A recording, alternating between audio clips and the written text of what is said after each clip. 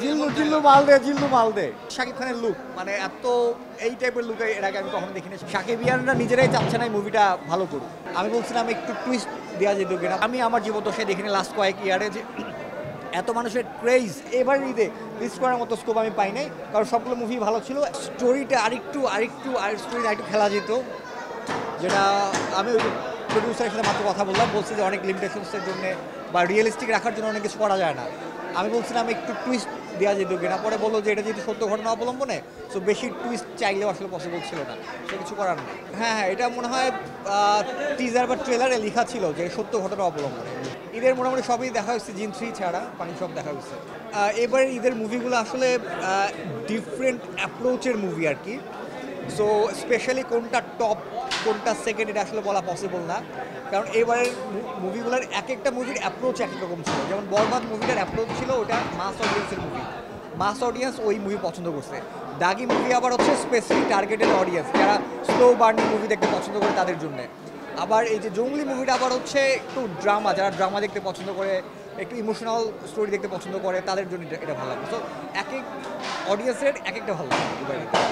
হ্যাঁ, এটা খুবই ভালো লাগতেছে যে এই যে একটা কম্পিটিশন হচ্ছে, একটা ফাইট হচ্ছে, যে দাগি আসছে, বরবাদ আসছে, জঙ্গলি আসছে, তিনজনের তিনটা ক্যারেক্টার।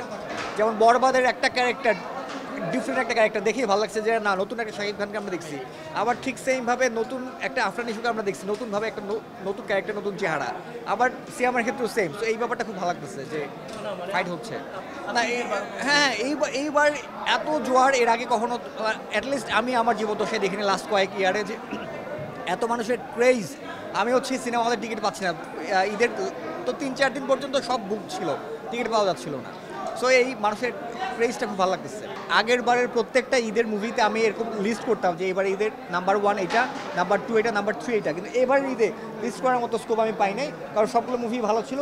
বাট এক একটা মুভি এক এক টাইপের অডিয়েন্সকে, মানে এক এক টাইপের অডিয়েন্সের ভালো লাগবে। হ্যাঁ হ্যাঁ হ্যাঁ হ্যাঁ, এটাই আমার জন্য এবার আসলে সত্যি কঠিন হয়ে গেছে যে কোনটা রেখে কোনটাকে বেস্ট বলবো, কারণ সবগুলো মুভি এবার ভালো হয়েছে এবং কম্পিট করতেছে। এই ব্যাপারটা আমার নিজের খুব ভালো লাগতেছে। বরবাদের কোন জিনিসটা, বরবাদের হচ্ছে শাকিব খানের লুক, মানে এত এই টাইপের লুক এর আগে আমি কখনো দেখিনি শাকিব খানের লুক, তো খুব ভালো লাগছে আমার। দাগিতে কোন জিনিসটা সব থেকে ভালো লেগেছে? দাগিতে হচ্ছে আফরান নিশোর অভিনয়, খুব খুব মারাত্মক অভিনয় করছে। জঙ্গলিতে হচ্ছে সিয়ামের লুক, এত র লুক এর আগে সিয়াম আহমেদ কখনো করে নাই, খুব ভালো লাগে। চক্করের হচ্ছে অফকোর্স মোশাররফ করিমের অভিনয়, তার অভিনয় নিয়ে কোনো কথা নেই, দুর্দান্ত অভিনয় করছে। হ্যাঁ হ্যাঁ, অন্তরাত্মাটা দেখা হয়েছে। না, অন্তরাত্মার আমি রিভিউ দিছি, বাট আমি অনেক পরে দিচ্ছি, তো এই জন্য হয়তো সব জায়গায় পৌঁছায় নাই। অন্তরাত্মার মুভিটা ভালো ছিল, মানে খুব ভালো বলবো না, বাট ভালো ছিল। অন্তরাত্মা মুভিটা যদি 4 বছর আগে আসতো, আমি হয়তো হাইপ তুলতাম, বলতাম যে আরে সেই মুভি একটা আসছে শাকিব খানের মুভি।